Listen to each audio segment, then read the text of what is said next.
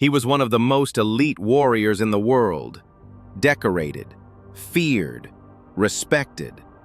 But when Chief Petty Officer Kane Holloway returned from his 7th deployment in Iraq, he didn't bring home medals. He brought something far darker. It started with a secret op that wasn't in the records, ended with an Iraqi village turned to ash, and somewhere in between, Kane decided he no longer needed orders. This isn't a war story. This is the chilling descent of a Navy SEAL into madness, violence, and betrayal, and why the U.S. military still refuses to talk about it. Kane Holloway was born in El Paso, Texas, raised on discipline and grit by a single father who was a Marine turned corrections officer. By 18, Kane had already enlisted. By 21, he was in SEAL training, and by 23, he was on his first covert deployment to Fallujah. He was the type they called a ghost. 0 photos, 0 chatter, 0 hesitation.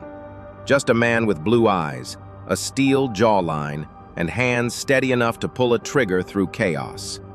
Between 2005 and 2014, Kane was deployed 7 times, most of them under Joint Special Operations Command, JSOC. His job? High-value target elimination. No trial, no press, just clean kills. But something started to change during his 6th tour. Fellow SEALs described him as quieter, sharper, and more detached. In a debrief, one teammate said, "Kane didn't come back from that mission. His body did, but he left something out there in the desert." The military shrugged it off as PTSD, but they were wrong. In 2014, Kane was tasked with a black site operation in northern Iraq, just outside Mosul. The mission: intercept and neutralize a suspected terror cell supplying advanced IEDs to ISIS. What wasn't on paper? The fact that this cell was reportedly inside a civilian village. Kane's team of 4 was dropped by helo at 0200 hours, but by 0300 radio contact was gone. By 0600, only Kane returned, walking alone into the forward operating base covered in blood, dust, and silence.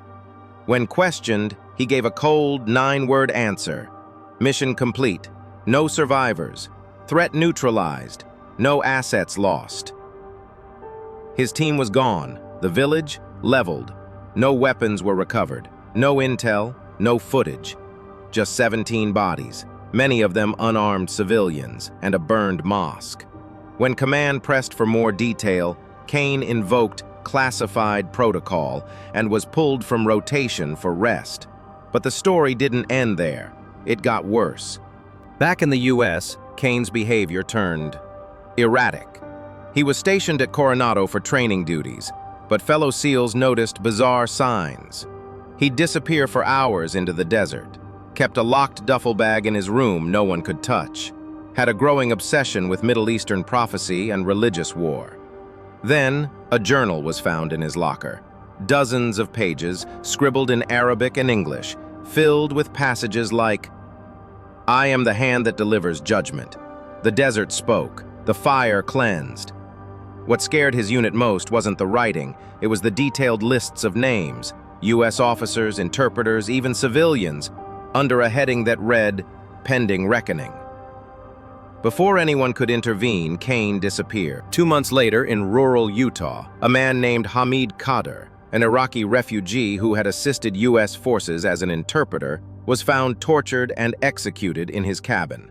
His body was wrapped in the American flag, pinned to his chest a SEAL Trident badge and a photo of Kane's old unit. The FBI immediately flagged Kane as a suspect, but military command pushed back. Officially, he was under watch and not operational. Unofficially, he was missing, armed, dangerous, possibly hiding in the southwest desert. They feared he had access to off-grid weapon caches buried years ago in training ops.